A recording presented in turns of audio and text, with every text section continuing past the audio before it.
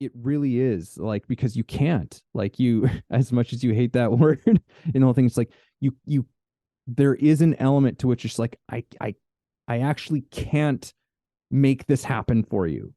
Like Hmm. I can't force this to happen in you, right? Like I can be in this with you and we can work together on this thing, but ultimately it's gotta we're just trying to figure out how to make this whole thing click, right, in your world, in your Hmm. mind, in your being. This is Way of the Artist with Brandon Colby Cook and Evan Schulte, Exploring the challenges of the creative call so that you can claim your own path. and make your life a work of art.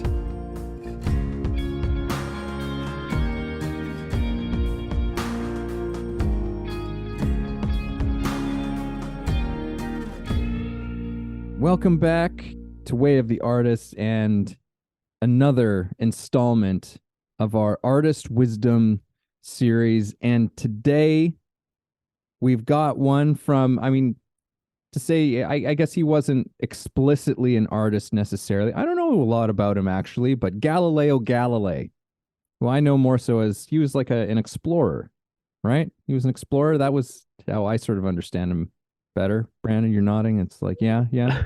General. Well, Galileo has this great quote. He said this very incredible thing that was documented, and now we're going to relay it to you, and we're going to dive into it. And that quote is, "We cannot help people." We cannot help people. No, all right. This is a great start, Evan. We cannot teach people anything. We can only help them to discover it within themselves. I'll say it one more time just for good measure. We cannot teach people anything. We can only help them to discover it within themselves. Mic drop moment from from Galileo, I suppose. So that's what we're going to be getting into. It's almost, I don't even know how to approach this one in a kind of a way, because it's for a short statement, it is rich and meaty. So, Brandon, I'm going to pass it off to you and throw out your initial thoughts, feelings, impressions. I'm thinking about a willingness to learn. That's what's coming up for me because there's so much truth to that statement. You have to want to learn it. You have to, you can teach someone, you can try to teach someone anything, but like if they don't want to learn it, they never will. So at the end of the day, I don't like the word can't. I don't like the word cannot.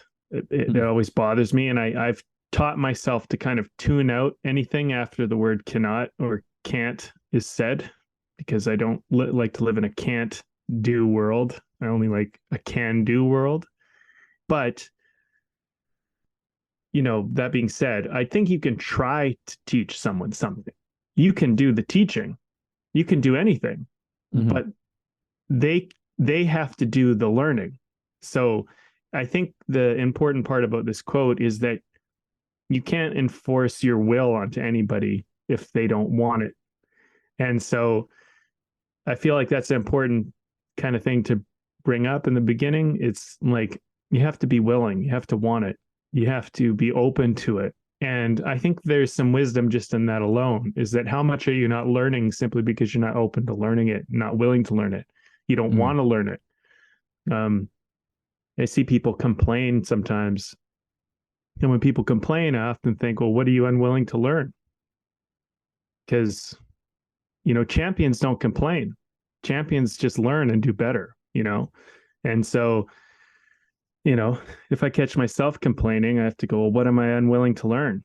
There's a lesson here. There's something to gain. There's something to build upon. And I was the other day uh I got a hair appointment and I'm sitting there with the hairdresser and we got into this big talk about stuff. That was great. It was, I love it when I find a hairdresser that wants to like have a good conversation, not just like, how's your day, blah, blah, blah. But like we got into stuff, and really Mm-hmm. talked about it. And we're kind of we're kind of talking about this whole idea of, how everything's a learning experience. And, for example, I bought a car several months ago, a used car. And when I bought it from the guy, he seemed like an honest, trustworthy dude. And I felt pretty good. And he's like, yeah, I got the clutch changed and all this stuff. He told me all this stuff he did on it. I didn't verify it. I just trusted him. And I know this car really, really well. And I know that the clutch tends to go right around 230 kilometers. And for a manual transmission in this car, every 230 roughly, you're probably looking at a new transmission. So this car was 240, and it's up there. It's kind of a bit of a beater, but he's like, yeah, change the clutch, did this, blah blah blah, whatever. I'm like, okay, well, I'm good. At least I got a good clutch. I could probably ride this thing out for a little while and then move on to something else. Mm-hmm.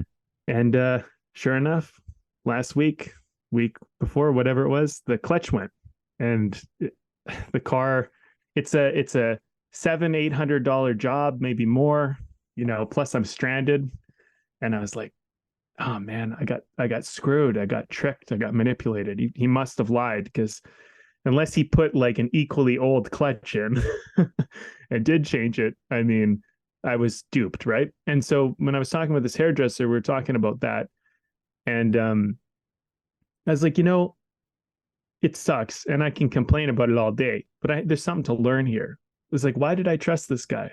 Why did I believe him? What's there to learn about this experience? Like, you know, why didn't I get it mechanically checked out? There's all sorts of things that I could have done and taken responsibility for. And if I complain, I rob myself of the chance to learn that.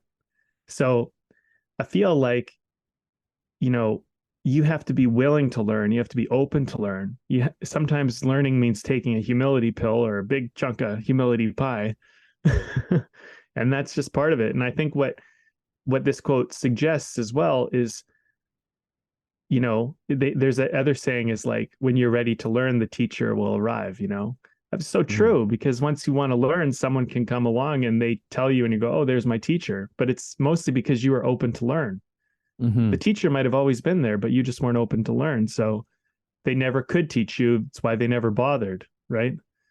And maybe they tried and maybe you never listened to them. And so they felt no encouragement in trying to share their wisdom or insight with you. So, these are some things that are coming up for me as we venture into this quote. And I'm sure there's a lot more, but. Yeah.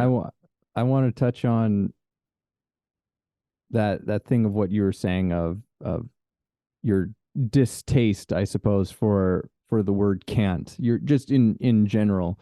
And it's you to me, you point out something that I've never, because I've this quote has been in my, it's been in my atmosphere for a long time.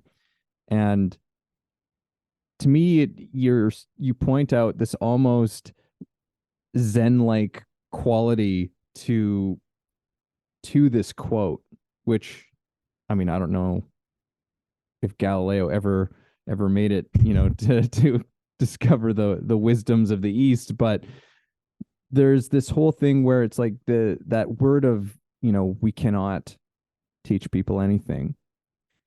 There's this aspect of it where it's just like, no, you can't, but you also can. Like there's this dual nature to that statement, because it's not untrue what he's saying, because there's this whole thing of,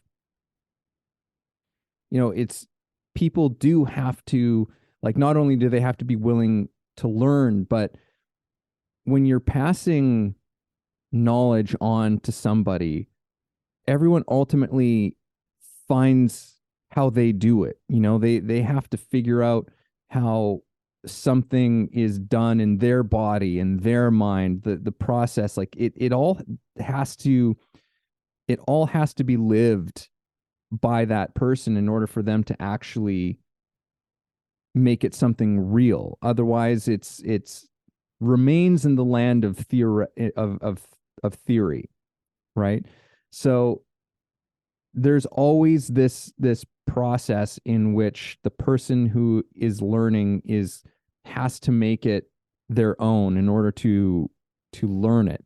But at the same time, were there nobody there to teach the thing, there's no way that that process can ever happen, right? So it's like there's What it's process? the process of the person learning to take it on for themselves, the person Because they already would have taken it on themselves naturally, because it would be the only way they could learn it.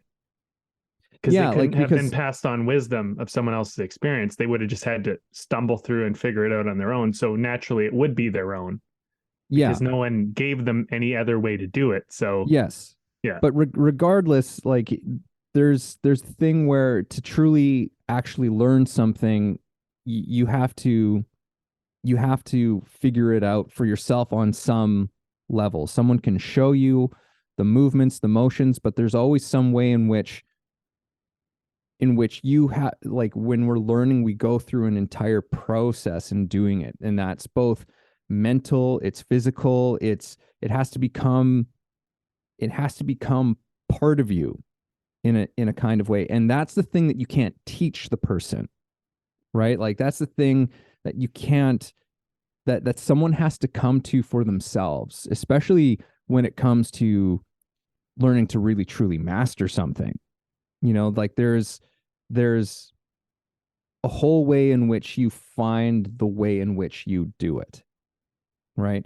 And so that's, I think, that's the process that I'm talking about, Hmm. where it's like, in order for that process to happen, there needs to be some sort of teacher, whether that's a person or that's an event or that's a situation. There has to be some sort of a teacher that actually creates that initiates that process, is what I'm saying. Hmm. If that answers your question. Mm-hmm. Yeah, I think you also need to understand when someone's teaching you something. Like, usually when someone teaches something, well, usually, is that a good word? I don't know. There's a couple ways to teach something. You teach what someone taught you, and you just reteach what they taught you, and that's a replicatable process. You just kind of repeat it and repeat it, but it's mindless in a lot of ways for a lot of people, because it's just like, why do you do it this way? And they're like, I don't know, that's what I was told to do. And then you ask the person who told them to do it, and like, that's what we've always done. And Mm-hmm. then talk to if you can even talk to the person that they go, no, that's protocol, that's how it was said to be done. It's Yeah. like, and it just comes down to like, someone said this is how it's done, and everybody just assumes that's the best way. And when I was working in a steel shop for a little bit, we moved into this bigger shop, and mix and match employees. People that were at the old shop were working with people from our shop, and we were working with them, and we're all trying to figure out how to navigate this much bigger shop together, and do business and get things done in an effective, timely manner. And I showed up late to this new shop because I was working at the older one for longer. And so when I arrived, I looked and observed what they were doing. And I don't know. I mean, I'm an artist, man. I don't steel is not my thing, but I was working a steel shop to make some money, and I was actually kind of trying some stuff out, just that that way of doing things, see if it was okay with me, whatever. Um, Point is, I show up and I looked at what people were doing as an outside observer and somebody who innately doesn't really love rules and likes to think for himself. And I looked at it and I'm like, people, every time they're dropping off this thing they do for every build, they walk all the way across the shop, throw it in the garbage, and walk all the way back. And I started looking at it. I'm like, that takes anywhere from like 10 to 20 or 30 seconds. It's like half a minute that's being lost every single build.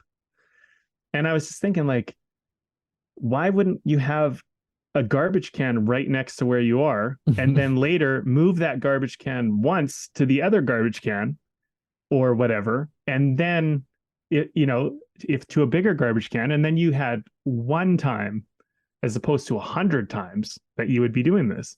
And I brought this to the manager and I said, I don't know, I noticed this and I noticed that, and I noticed some other things like that, right? And the managers were like, this is great, you're promoted. And then they put me in this like leadership position, right? But it's because I'm looking at it and I had a principle in mind. The principle is the fastest, or the like, how do we do this quickly and easily and whatever. And I'm trying to put that through a filter. But everybody else was just like, this is how it's done. This is how it's always been done. And this is what we Mm-hmm. do. And it sometimes, if you're going to do something your way, it's the point is, it's not so much about being smarter. It's about knowing a principle. And the principle is, if you're going to carry a heavy load, you should carry the load in the shortest distance possible. Like that's like a rule when you're carrying heavy stuff. Mm-hmm. So my thinking was, when I'm carrying garbage extras from one place to the next, that's not making the company any money. That's not doing any good. That's not helping us in any way. So, I just use that principle. But here's the point: someone taught me that principle. They didn't teach me to move the garbage can closer. They taught me the principle of why I would move the garbage can closer. And that's where I think learning becomes wisdom, because now you learn something, but you can apply it to multiple other areas of your life. But it's the same lesson based on the same principle. And so, where I think Galileo is pointing out is that people can learn to, say, drop the garbage off where they're told to drop it off. But if they learn the principle, they'll think to do the smarter thing, the better thing, the Mm. thing that is more effective, productive, efficient, whatever that might be. So, can you teach someone that? Well, they have to be willing to learn principles, not just how to do something, but the Mm. idea of why do we do it and what are we doing it for? Those are big questions, but not everybody wants to learn why do we do it. They just want to learn, tell me what to do and I'll do it. And Mm. that's where a lot of people, I think, fail in life, and they don't get promoted and they don't get what they want. They don't get their dreams. You have to learn beyond just being told what to do. You have to understand, why do I do what I do? And what's the principle? What's the value? Because if you do this, I'm telling you guys, like, I'm an artist that showed up at a steel shop and I got promoted within like the first week or two of being there. Like, just because I brought in wisdoms that I learned, that someone taught me, right? So if you want to get promoted this week, tomorrow, this month, I'm telling you, start learning principles, start learning purpose, start learning that. But no one can tell you to do that. But if you're hearing me right now and all of a sudden, boom, it's breaking through your bubble, it's breaking through your, this zone of you, oh, I wasn't thinking about that. This is a wonderful thing. It doesn't mean you're dumb. It doesn't mean that you're slow. It's nothing. It's just no one ever pointed it out to you. Now man, you can open up the world for yourself, but you have to hear what I'm telling you. And if you don't, well, you'll just stay in, worker bee mode, and you'll stay in your position and you'll never get promoted. And that's life, right? That's how this Mm-hmm. works. But you have to be open to learning it. Because I can say this 1,000 times, but if you can't hear me say it, then I can't teach you it. And that's where I think this quote really resonates for me. Mm. Yeah, there's the expression, I guess, has been somewhat co-opted by like the artificial intelligence world, but like deep learning, it's like the difference between yeah, I suppose like a very superficial kind of learning and a deep learning, right? Like something that's really becomes very much ingrained, I suppose, as opposed to, yeah, just something that you're doing because that's what you were just told told to do, right? And very often you do find that you were just like, okay, like I was just taught to do something this way, and through doing it, you sometimes can discover, oh, this is why we do this. Like but it's not. That's often something that's not explained, or that's something that's very often not described. And sometimes if it isn't, you miss it. And a lot of what you're saying also really makes me think of this whole I guess problem of being on autopilot, to a large extent, and Mm. the level to which we are truly engaged with the thing that we're doing. Because I think that when we bring genuine attention, curiosity to anything that we do, we can bring anything to the level of artistry, right? And because I think artistry exists within so many places. Artistry exists within, you know, business, corporate, whatever, because it's like, well, because it just involves so many of these things, right? Where it's like, where are you putting your attention on? Being creative with what you're doing, right? Finding ways how to do things better, right? And not just better for yourself, but better for everybody, right? Better for the most amount of people. I think that when you have those things in mind, you are you are bringing what you do to a level of artistry, even though we might not necessarily look at it. Taking your example of this garbage bin that's like, across at the end of like a warehouse is what I'm kind of imagining, some kind of a very large industrial building. It's like, well, that little thing is good for everybody, right? Because not only does it for the business, does it mean that people are wasting less time just literally walking from one point to another. It also saves people from having to travel that distance, from having to exert that level of energy. Because you think of that, how much that would add up over time, right? So it's not just because I think a lot of times there can be a very cynical look at that. She's like, oh, it's just all about efficiency, right? And hey, don't get me wrong, there's a lot of really bad things that happen in our world, in the business world, out of trying to achieve efficiency. Mm-hmm. That can result in, the wrong people being let go, or the wrong people, like, and just people being mistreated and stuff like that. But I think that what's best is always what's best for everybody. Like, what's best for everyone. How can we maximize what's best for the most amount of people in whatever situation that it is, right?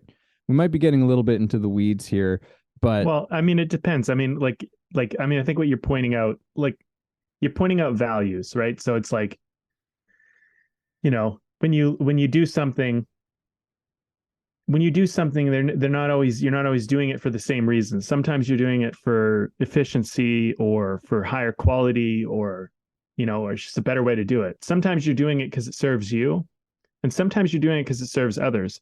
I mean, the thing is that a lot of people do stuff not because they have good reasons, but because that's how someone else did it and that's how they were told to do it. And I think there's a certain amount of learning. I love this distinction you brought in. So let's go back to that. Surface level learning to like deep learning. Surface level learning to me is, in this context at least, that's what it's always been done. That's what's always been done. That's what I was told to do. That's how I was shown. That's surface level. And most people in the world do their jobs probably on a surface level for the most part. Probably the majority of the tasks they do are done on a surface level. It's just what they were taught. Maybe they learned it in school. It's just what you learned, and it's how you do it. Maybe you learned it from your parents. You don't even question it. That's how it's always been done. There isn't a lot of room where people are encouraged to be free thinkers and to learn to question and challenge ideas. And so I think what you're bringing in here, when you were kind of actually venturing into the weeds, which I agree, but you were bringing in, was values, which is an important part of what you're doing, right? So like, you do this thing, your parents did this thing, every one of your friends does this thing, and then one day it dawns on you that this is not a very nice thing to do, that this actually hurts somebody, that this causes damage somewhere, or that it's selfish, or that whatever. And you did so innocently up until this point. And then all of a sudden you become aware, wait a minute, this is self-serving, or this hurts this person over there. And you might ask yourself, could it be done differently? And if it could, would I do it differently? And then would I tell others or encourage others to do it differently? I mean, look, if you live in a racist society and everybody's racist and that's just how everybody is, you're probably going to think that's normal.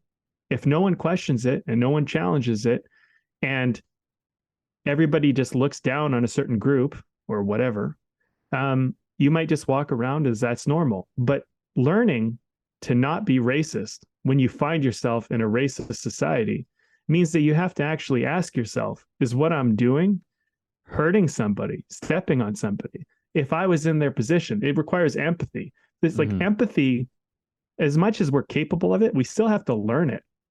You still, it's not, people don't always put themselves in the position of other people. And we know this because watch people in traffic. When someone cuts you off, do you immediately go to like, what an idiot? Or do you go to, oh man, that guy must be not really paying attention. He must be distracted. Something must be going on in his life. Like, I wonder what's going on. Do you think that? Or do you think, what an idiot? What a bastard? What a whatever? Like, come on, be honest. It's probably the former. So, you're thinking horrible things about them, projecting something, and you're not empathizing. Empathy has to be learned. And you have to understand the value of why you would learn empathy, because if you only gain from focusing on yourself, then you're just going to be narcissistic because you never thought to not be. So someone has to kind of sell you on it and convince you. And I think there's another thing here that's coming up for me. Well, I'll finish here, Evan. Galileo's also pointing out that you can't be sold on anything until you sell yourself. Just the same thing as learning. Mm. And I talk about this a lot in the podcast. I mention it every now and then. I like to throw it in here, but I'm always like, sales, man, sales is the answer. But sales really is the trick, because, to learn, a lot of the time you have to sell yourself on why you would do it differently than the way you were told, or whatever, or why you would, why would you do it this way rather than that way? That's a sales pitch. You have to present ideas, and especially if you want to convince others to do it with you, you have to give them reasons as to why, hey, I think it'd be better if we did it this way. Here's why. These are all the benefits. And if we keep doing it this way, here's all the costs that I'm seeing.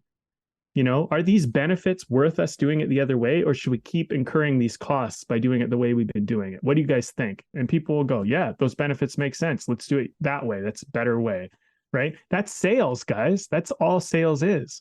But a lot of people think sales is trying to get people to do things they don't want to do. It's getting people to recognize that they have better options than they know are available.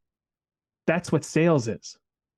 And if you can offer them the best option, man, it's simple, easy, no-brainer sale. And if you want to charge money for the things that you're selling, man, you can make money that way. That's what I'm trying to tell people over and over and over again. And like, if you're an actor, here's one more thing, Evan, I just have to say it. If you're an actor and you go in for an audition, it's a sales pitch. Why are you the best for the job? Think about it that way. If they can cast someone that they think is going to give them more of what they want, of course they're going to go with that person.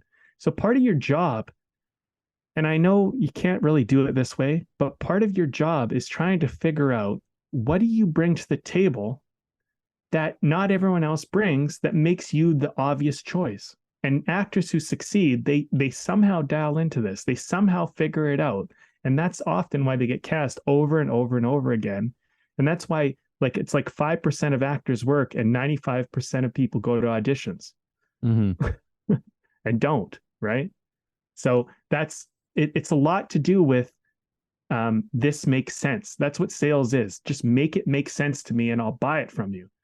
Because if it makes my life easier, if it makes things better, if it makes me more comfortable, if it gives me more of what I want, and that's what learning is, right? Because I feel like learning is, you're buying an idea.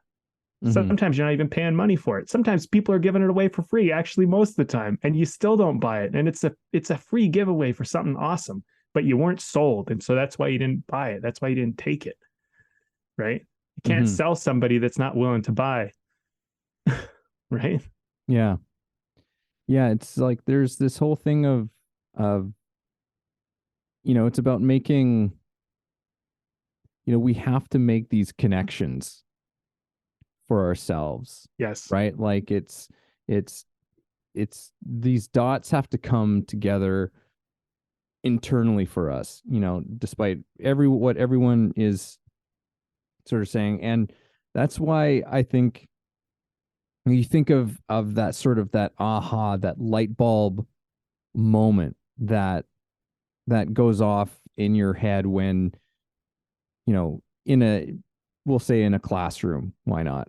In a classroom where suddenly it's just like boom, like that, like it's just, there's this whole quality of experience that happens in that light bulb moment because it was like this thing that was like right there, this thing that was right in front of you that you're kind of like, yeah, I get it, but like I'm just, like there's just some element that's missing, and then for some reason something happens, or something is reframed or rephrased in a way for you where suddenly it just goes like the whole thing just like click click click click click click boom, done, like, and it's just, and there's this kind of exhilaration feeling of like, oh, right, I get this, and you really do, like you really do. And yeah, like in some of what you're saying as far as like sort of, you know sales in a sense is I guess it's about like, and in teaching as well, because it's not my favorite way of looking at it, but like teaching, I suppose, yeah, it is a kind of sales of sorts, right? But it's really about like, yeah, like helping people to make that connection for themselves.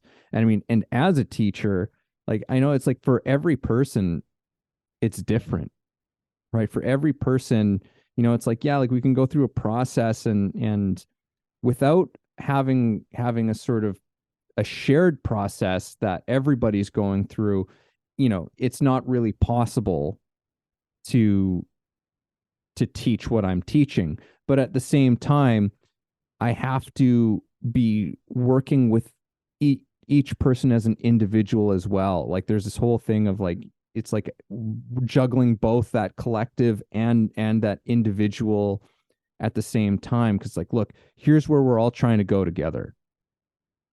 Right. But for each person, it's like there's different challenges, there's different blocks, right? And for me, I guess all I try and do as a teacher is try in and engage with that, right? Just like let's just explore this. Let's talk about this thing that just happened, and da da da. And maybe like we'll figure this thing out, right? And what's interesting is that in that process, I'm learning too, right? Like I'm learning not just about the other person, but I'm also learning more deeply about the thing that I'm teaching as well, because sometimes a challenge that a student is having gives me an entirely new perspective on the thing that I'm trying to teach, right? Mm-hmm. Where I can go deeper with it, where I can suddenly communicate what I'm trying to communicate better for everybody, right? Or sometimes like a challenge, even though it might be more specific for that person, there's something that happens there that actually helps unlock something for someone else there too, right? And I mean that's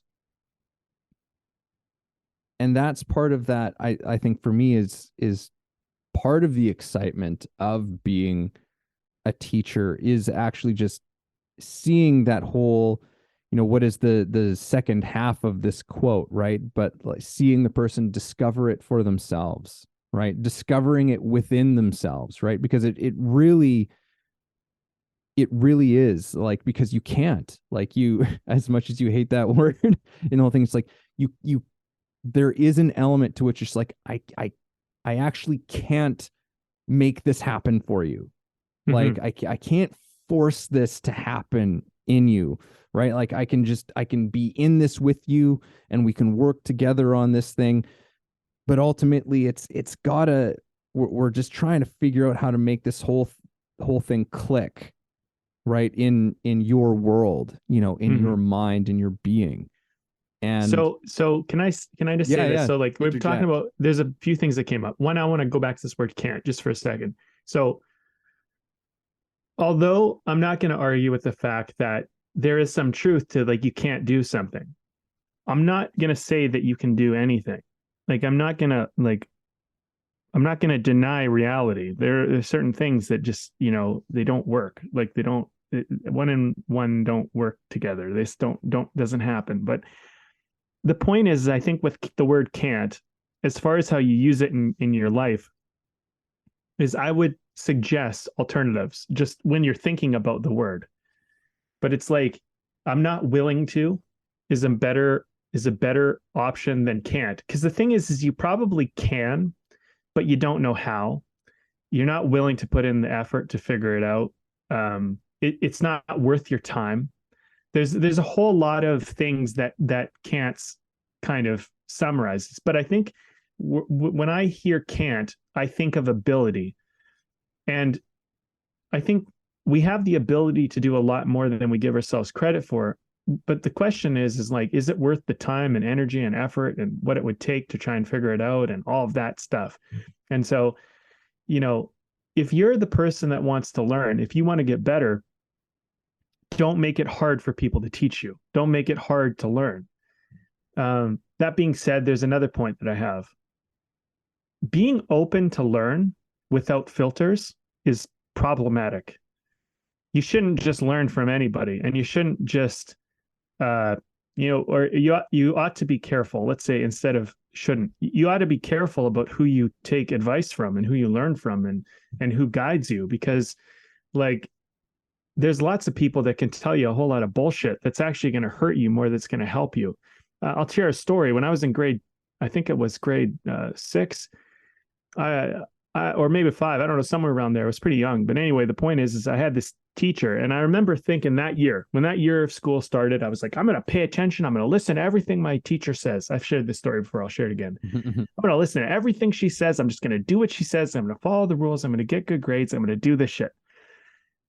And at some point, I realized that this is the weirdest thing, man. I can't even believe this happened. But she was just full of shit. Like she would make up stories. Like she would tell us stories like how she drove her station wagon under a moose when she was on the highway. Like the moose was so big that she drove her station, like these big fish stories, like just out of reality stuff. And like she would make shit up. She would like make up stories, like much worse than that. And I was this little kid, very impressionable, listening to her, trying to hang off of every word she said.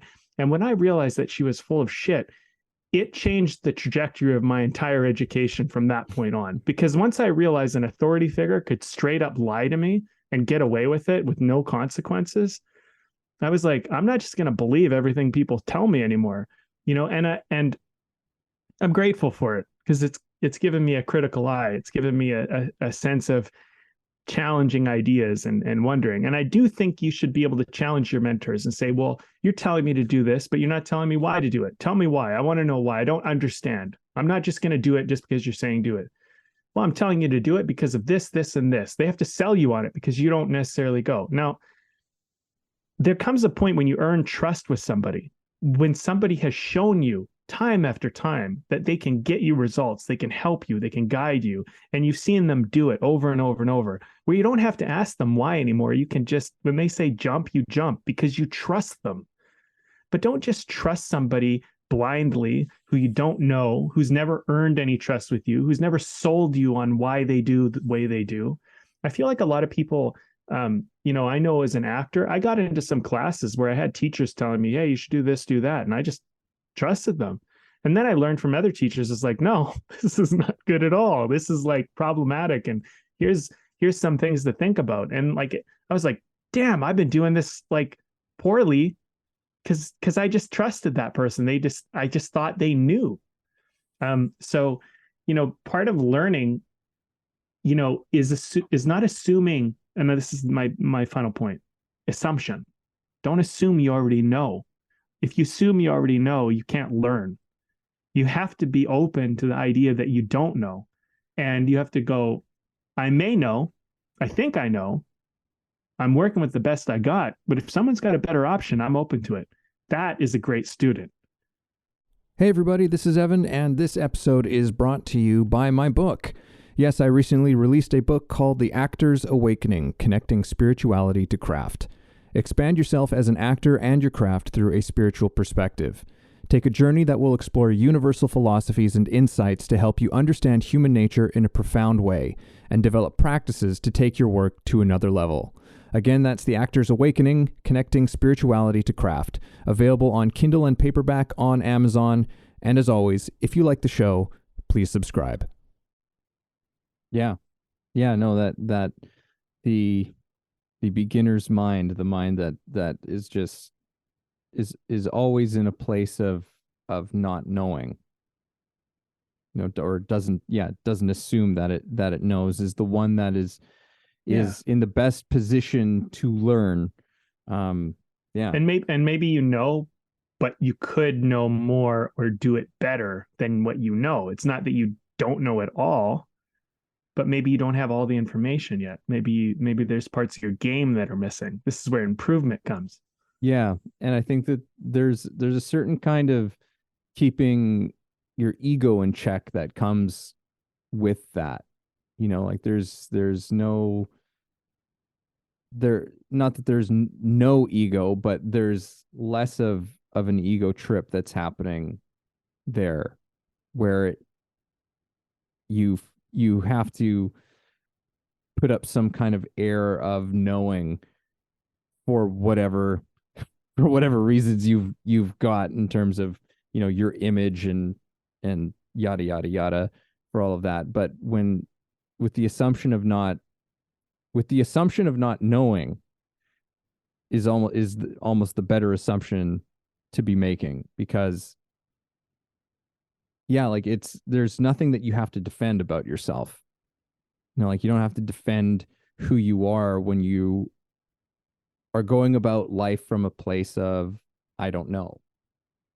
Right? Like I don't know. Like this is somewhat what I know about this, and here's what I don't know about this, that I know that I don't know for sure, but maybe there's somebody who has another piece, and always keeping open to that. Yeah. Mm-hmm.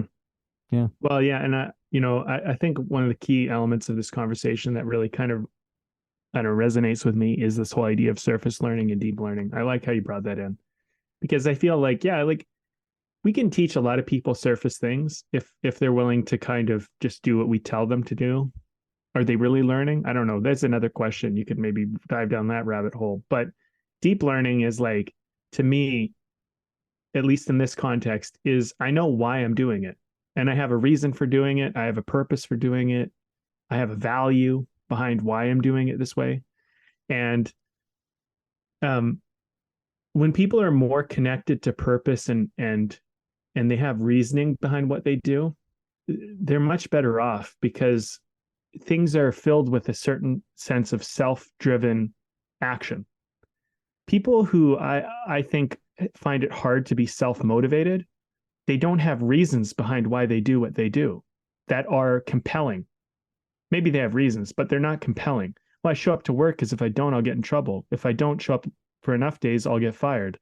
Those are fine, but maybe you show up for work because it affords you a certain lifestyle and you want to keep that lifestyle. And you look at what it's like for your employer. If what would happen if no one showed up for them? What would they do and how would they experience that? That's empathy. I don't think a lot of people, when they think about not showing up for work, are thinking about the empathy and impact that it would have on everyone else, right? And that's why I say empathy has to be learned. I shout from the mountaintops, be a good person, not because like I'm trying to say, oh, you should be a good person just because. I'm saying be a good person because a good person, the goodness is empathy. Goodness is compassion. And if you show up like, and you screw people over and don't show up, or you show up in ways that affect other people in a negative way, and then you turn around and tell other people how they should live and how we need this social justice over here or something else, and yet you do that very act on a small scale over here in your life, I mean, who are you to have any credibility to anybody else? I mean, not to be too blunt and mean, because I don't mean that, but sometimes we need to hear it. If you show up hypocritically, you're a joke. You're a walking joke. And let that settle in. And I've been a joke, and everybody has been a joke. Stop being a fucking joke. If you're going to show up in life, get reason, get purpose, show up in every area of your life the exact same way, and you'll earn credibility, you'll earn trust, you'll earn respect, and you'll get honor, which is something lost in modern day society. Honor and reputation, they mean something. And you know, people say, "Oh, I don't want salesy. I don't want to." Look, man, you want to sell your time? That's what you're selling. You're selling your time. If you want to make more money for your value and what you can offer, it's all sales, man. You either sell your time or you sell value or you sell something, right? But like you can sell whatever you want. But if you work an hourly job, you sell time. That's what you sell. So don't tell me about selling how it's bad.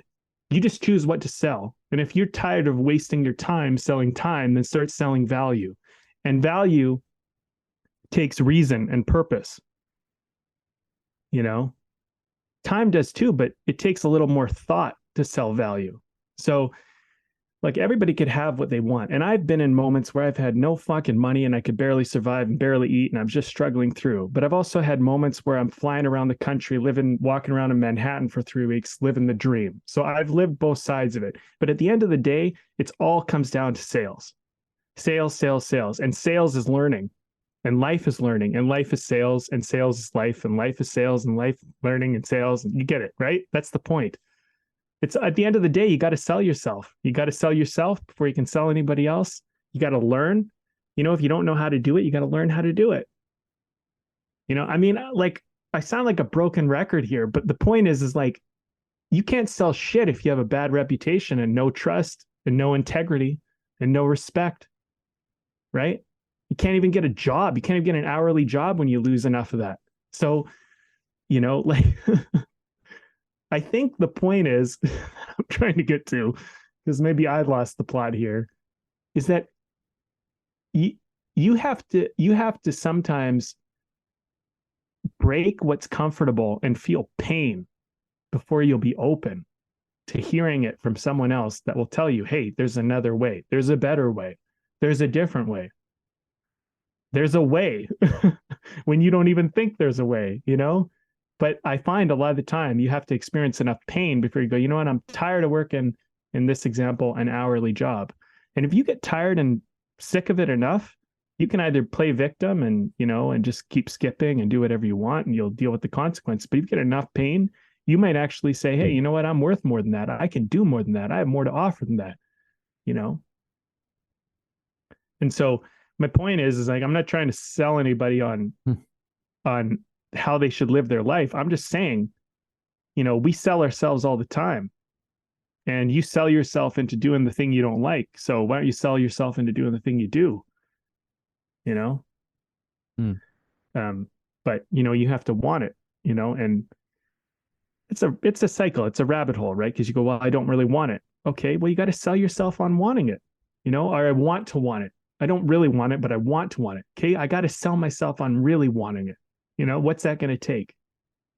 You know, for me, I'll climb to the top of a mountain. I'm not kidding you.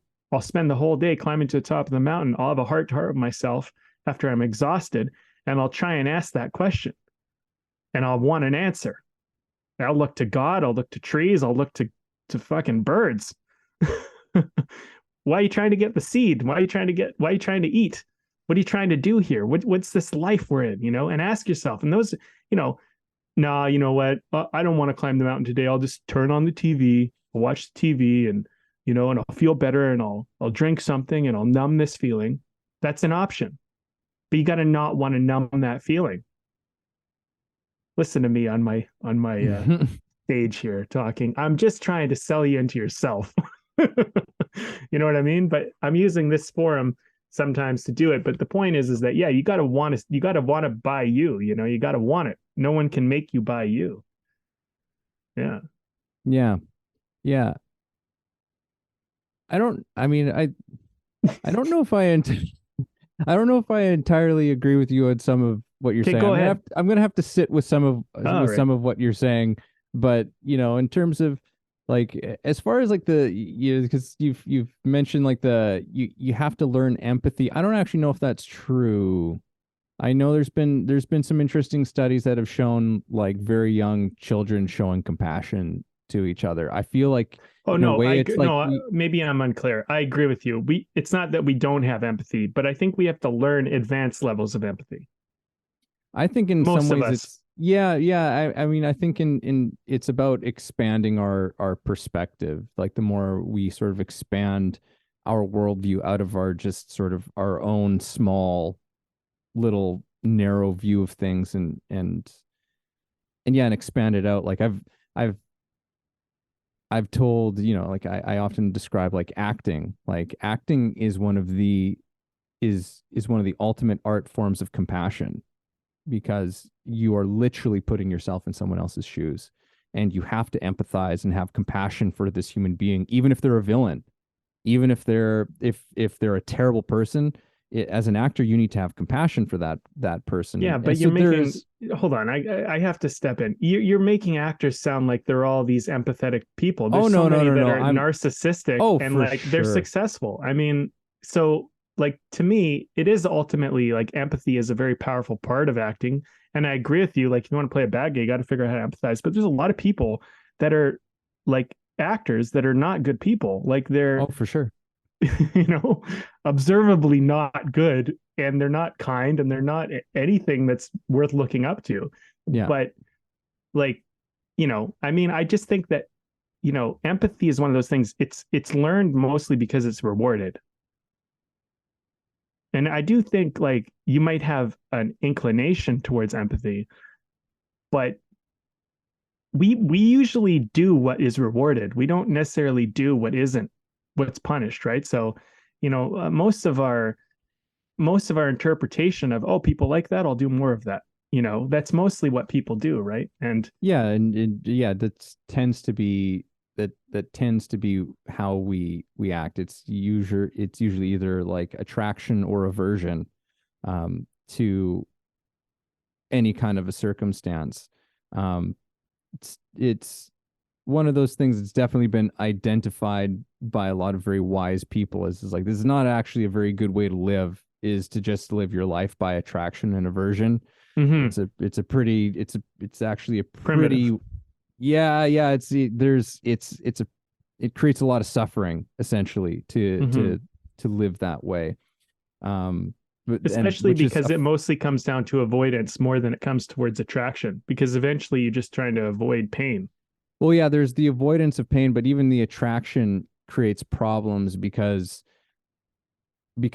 that's a whole thing about desire and oh I want this and I don't have that because like it creates a whole that which is a whole other conversation, which is Sure. probably Another we should day. probably close that shut that one down right now. Okay. But yeah, I was just wanted to say that like compassion and empathy are actually there's been some pretty good research that says that there's a fairly powerful innate force in human beings to take care of each other. And I think in many ways it's like yes, there's sort of advanced compassion, I suppose, as we learn, but I think a large degree is actually like relearning to do that as well. Like it's like we have to reteach ourselves to do that because as we get older, I think that we can shut those capacities down, right? Mm-hmm. And so That's a good point. it's Yeah, more of that's a a good point. relearning. And yeah, and as far as your sales perspective, I'm sure that there's a lot of people who really connect with it. It's not my favorite way of looking at things, even though I know your definition of sales is a bit more of a broad there's a it's different from the way that we look at it. I don't know. I guess I just have a thing of thinking of everything in like sales terms and that like because I understand what you're saying. I understand what you're saying. Um, that there's a degree to which yeah like we in order to do a lot of the things that we want to do, um, it requires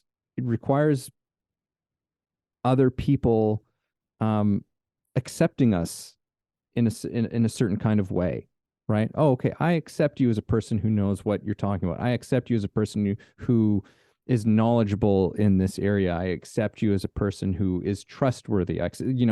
It's there's a kind of, I guess maybe for me that's a better way of framing it. But there's a sort of acceptance. Um, but like coming back to this quote, and there was something that I wanted to um there's something else I wanted to talk about within this quote. And yeah, I'm just trying to I don't quite have the thoughts formulated on this. Maybe it will start to work on me a little bit, but I'll bring something else into the picture here as well, which is, I'm interested in this, in some of the aspects of how there are elements of this quote that are both true and not true at the same time, right? Like, you can't teach people anything. It's like, yes, that is true, but it's also not entirely true either. There's this element of, as a teacher, it's also saying, like, you are both responsible and not responsible at the same time. It's like, it's you, again, you can't force anybody to do anything. You can lead a horse to water, but you can't make it drink, right? And as a teacher, there's this level to which you're like, okay, well, I am responsible for at least bringing you to the water, right? Like, I have to at least do that. But beyond that, there's an element to which I can't take responsibility for what happens, Mm-hmm. right? And I think that one of the things that I was thinking about were, like, teachers who take credit for the success of their students, and there's just something real icky about it, but at the same time, there's something really icky about the student who doesn't acknowledge the teacher, Mm-hmm. when they really were tremendously helped by somebody, and they don't give that recognition. It's like, either way, there's something super icky about the whole thing, because, like, as a teacher, you can't just, like, yes, I made this person. Like, that whole thing of, like, I made you is just like, go fuck yourself. Like, get out of here. Like, it's like, it's not to say that you didn't play a role in what this person learned, and this person's success, but, like, you didn't hand mold them. Like, you didn't carve them out from the earth, and put them, like, you didn't, like, that person still, like, they did it. They did it. And likewise for the other person, it's like, yeah, it's you did do this, but you had help along the way. You had this person who helped you to unlock this thing that you had within you. And I think that that's an aspect of this conversation that maybe we haven't talked about so much, but I think is very important, which is that we can only help them to discover it within themselves, right? Is another way of putting that, I think, is unlock, right? Like, I love this there's this implied notion in this thing that, like, there's this thing that's already there, right? There's this thing that already resides within this human being, right? For whatever reason, they already know, like you already actually know how to do this, Mm-hmm. right? We just need to go through this process for you to figure that whole thing out, Mm-hmm. right? And I feel like, it definitely, coming from an acting background, I think it's just like, whoa, that is wildly true. like where it's you really actually you already know how to do this. You know how to do all of the like all of the great things that great actors do. The problem is just like we got to weed through all of this shit, right? Of all of these things that you think you're supposed to be doing and what you think actors do and what you think, this scene is supposed to be and what you think this character's supposed to be. We need to just we need to we need to cut through, with our freaking machetes like in the jungle, and we need to like just beat a path through until we find that grove, that beautiful grove that's in the center of you where you go, oh, I see the picture now, right? I get what it is that this thing actually is, and this thing's actually been here this whole time. Hmm. Yeah, I think this is a good part of this talk that I'm glad we touch on as we're going through it. The ego and education they don't belong together, whether you're the teacher or the student, really. And why are you teaching? If you're teaching to self-grandize or to somehow serve yourself, you're kind of doing it for the wrong reasons, right? And I get that people teach because they go, oh, I want to make money, build a business, or get some recognition for these things I learned. I don't know what it is that you're trying to do, but you'll be more effective if you try to teach somebody because you actually just want them to be better. And or you just love doing it. yeah, you just love doing I don't it. I don't know how you can be a good teacher if you're doing it for egotistical reasons. Yeah. I think you're going to get benefits out of being a good teacher. So I don't think you really need to worry about that. Like, I think if you're doing it because you're going to get benefits, you're already shooting yourself in the foot, and you're shooting your student in the foot, or your students in the feet, if you want to put it that way. But like, you're going to get rewarded. Do a good job. You're going to get rewarded. I mean, the thing is like, if you're not doing a good job, you probably won't get rewarded. And I think sometimes people want to somehow get rewarded without doing a good job.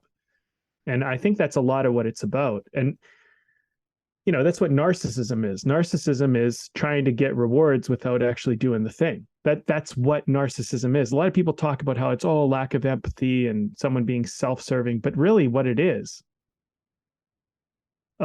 the majority of where narcissism really exists is that people are being narcissistic when they're trying to get something without actually doing the thing. That gets the thing. It's trying to get it. Like, you want the spoils without the toils, right? Like that's kind of the game. But you should want the toils. You should want the trouble that comes with getting the thing. And and people aren't convinced of that, and that's problematic for them and for everyone else that's in their environment. You should want, like, that's like Buddha, right? Like, you should want to suffer. You should want to suffer a little bit. You should want to know it hurts a little bit. You should want to feel some pain in life, not because you want pain, not because you like pain, but because pain keeps you honest. Pain keeps it real. Pain makes you real, and it makes you honest, and it makes you authentic, and it's part of the human journey, right? So don't skip out on the pain, right? Plus the pleasure is so much better when you get a little bit of pain and you understand that pain is out there and it exists. And so then, you have a sense of, I have this student and they're headed for pain, and it hurts me to think they're headed for pain. And I'm going to try to help stop that because I know what it feels like myself. That's a good fucking mentor. That's a good teacher. A teacher that's like, oh, they got this great reward and that's because of me. Like, that's an asshole. You know what I mean? Like, yeah, like, not only you get the great reward, because not all your students are going to get the rewards. Not all your students are going to get the big victories. It's just not going to happen. It is a game of numbers. At a certain point, like, some people will make it through, and it'll probably be very few if you get high enough the echelon of special of whatever that is.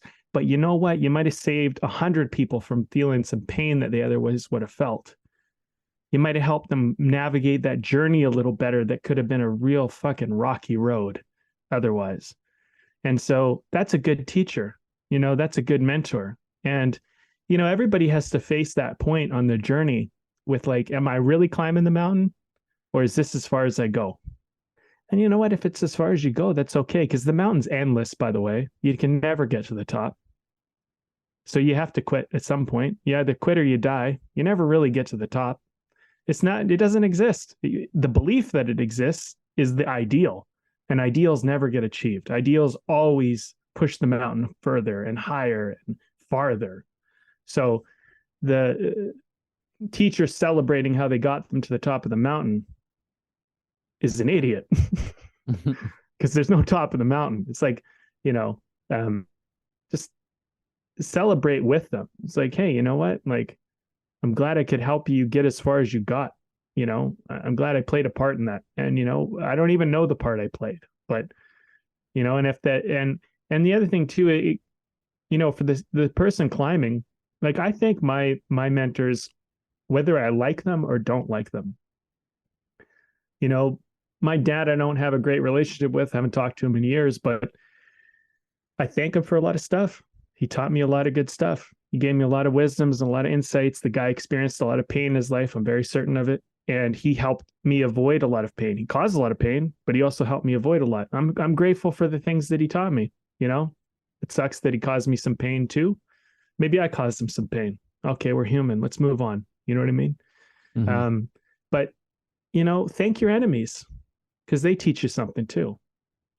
And that's the icky part. When people talk about how someone screwed them over and they have no gratitude, nothing for that person, it's like, well, I learned some things from that person. Whether they meant to teach me or not, they played a role. I gained some. Yeah. It's funny. I just yesterday, a friend sent me like a little video of Sadhguru talking this. He was telling this little parable of a story. I'll try and paraphrase it, but essentially there's like this small bird who got caught out in like the cold, and the birds froze. It froze, and it fell down into the ground, and it was all but dead on the ground. And then this this this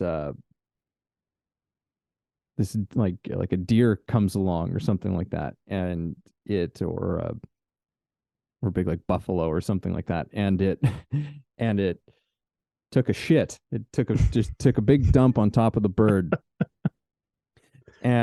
But while this bird was under the warmth of the dung, start to thaw it back out and bring it back to life. And so the bird started chirping. But all the chirping attracted like this wolf, and the wolf came and found it there in the poop, and it pulled it out and it ate it. And the whole moral of the story, I love this, was that like not everyone who shits on you is your enemy, and not everyone who pulls you out of the shit is your friend. What a great parable. Yeah. Without the parable, it sounds like a pretty depressing story, but it's a good message. Yeah, no, I thought it was I thought like it definitely made me laugh, and I was like, but you're like, yeah, that's true. Like it's not always what it seems. It's not always what it seems. Yeah.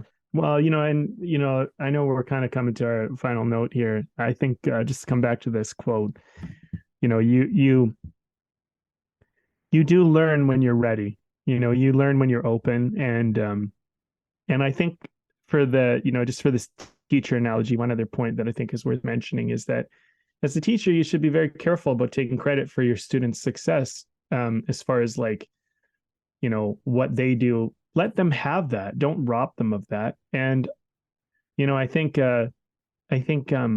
teaching is such an interesting thing, because I have asked myself, like, why do I care? Why do I bother?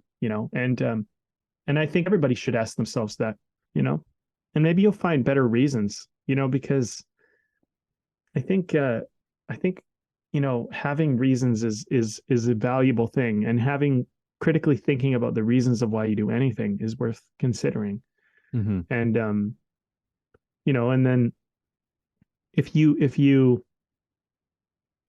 maybe you just want to see people feel fulfilled and happy, and like maybe it stops becoming about like what do I get out of it, and maybe I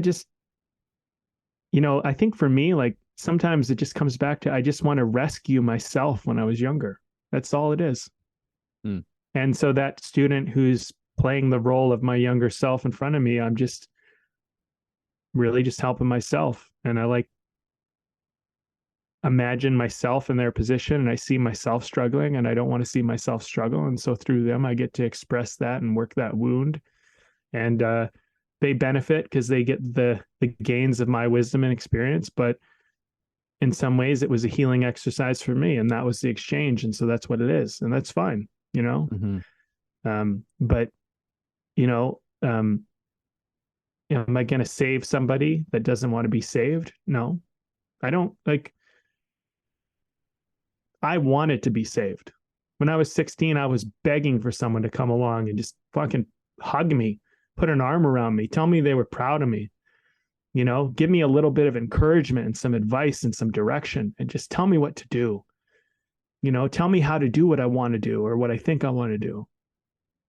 And so maybe I come along, I put my arm around somebody, I tell them it's going to be okay. I encourage them and point out some things they're doing really well. And I say, hey, you want that? I did this. This is what I did. Maybe try this. And they do it and they get some success and they look back at me and they say, hey, thanks, man. But was it really because I'm a good guy or is it just because I'm a hurt kid? Who cares? You know what I mean? Mm-hmm. The place it's coming from is genuine and authentic, and that's what matters. And people don't always understand teachers and mentors. Why the hell do we do any of it? But sometimes we just do it out of our own pain. We're trying to work through, and I think it's a beautiful thing, and I don't think it has to be considered selfish or whatever, because at the end of the day, we're all just kind of healing each other and helping each other. And who knows, man? I don't even know if I know the answers. I don't even know Mm-hmm. if I know why I do what I do or why I want to learn what I want to learn. I don't even know, but here we are, right? And I think that's kind of this quote is just kind of pointing out, like, if you want to learn, you got to at least have the inclination and you know Yeah. yeah. Yeah. All right. Well, I have sort of an idea of some closing thoughts on my end of things, but I think you're you're the only one with a beer today. I had a bit of a headache this to start this day, so I decided to opt out of the beer consumption today. But Brandon, I know you've got something, so why don't you tell the people about what you've got going on? Well, I have one. I think you've had it before. I think I've had it before. It's another Parallel 49 and it's called Space Kitty. I think I have had, it's been a while, but I think yeah, I have had it once upon a time. Juicy IPA. Yeah, it's good. It's I find all their IPAs are always really strong.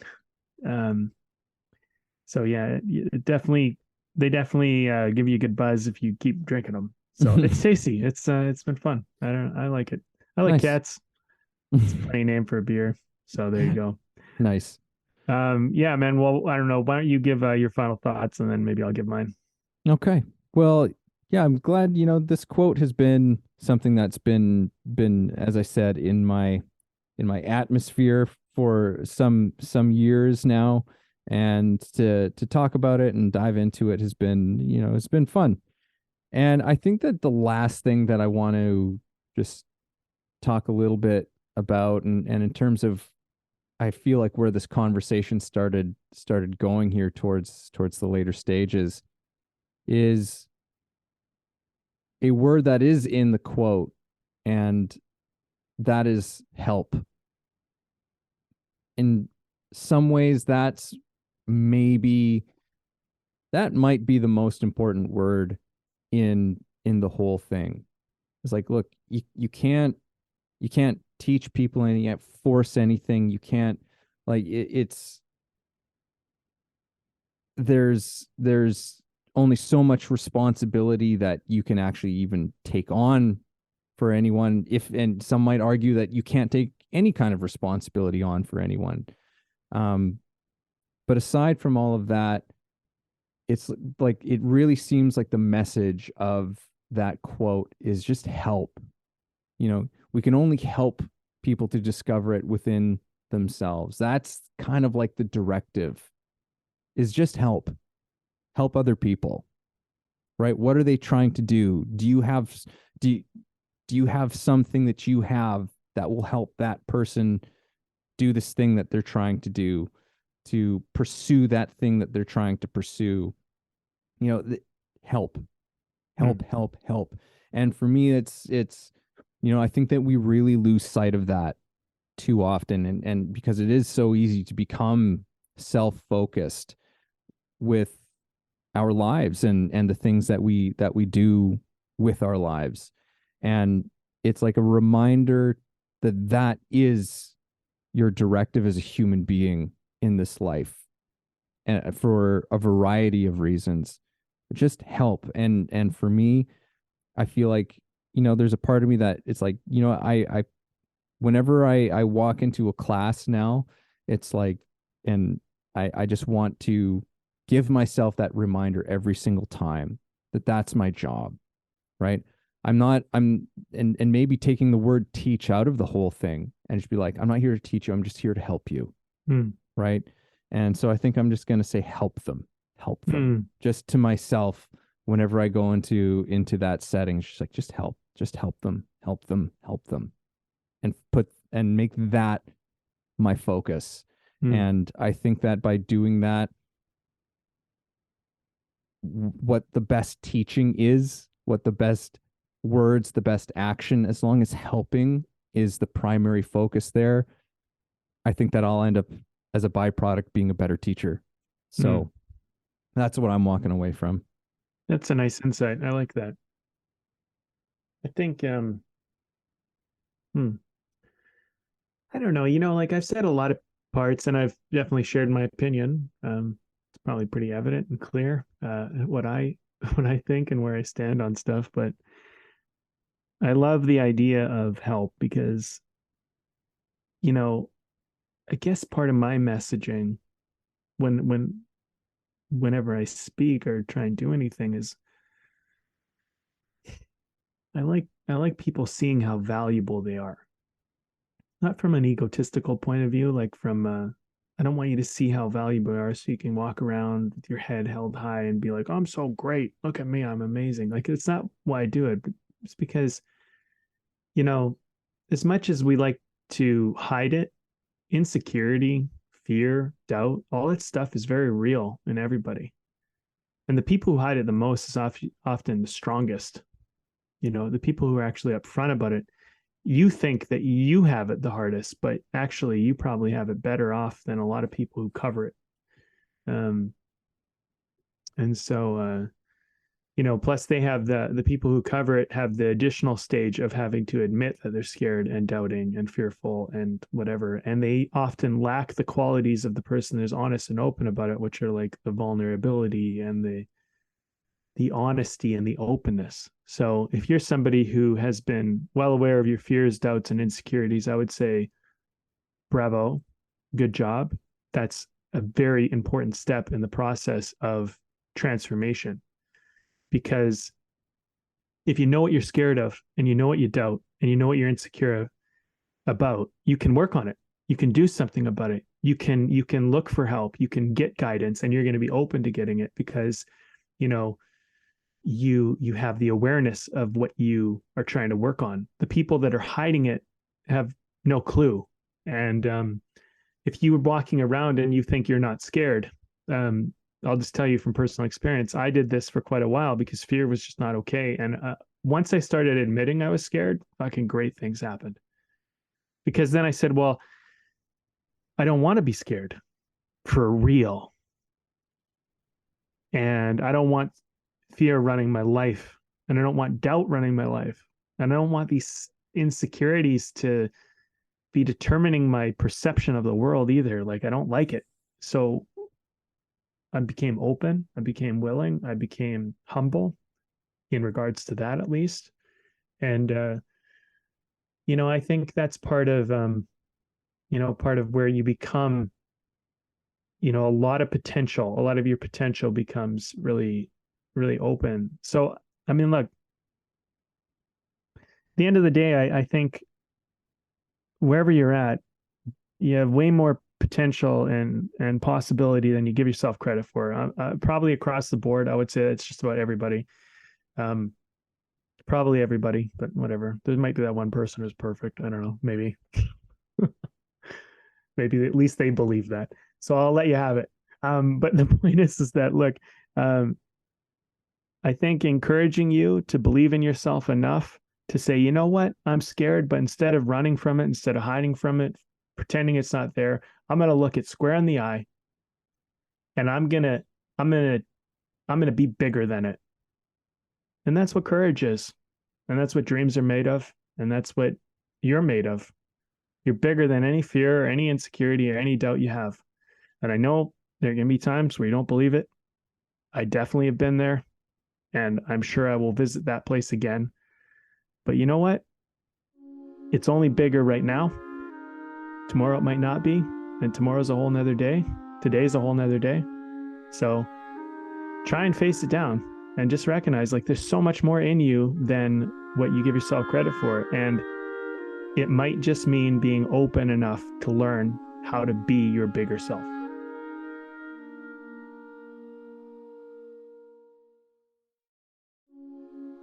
Thank you for listening in on our conversation today. We hope you found something helpful that you can carry forward with you. Head over to our website, wayoftheartist.com, for more free exclusive material and learn about the show.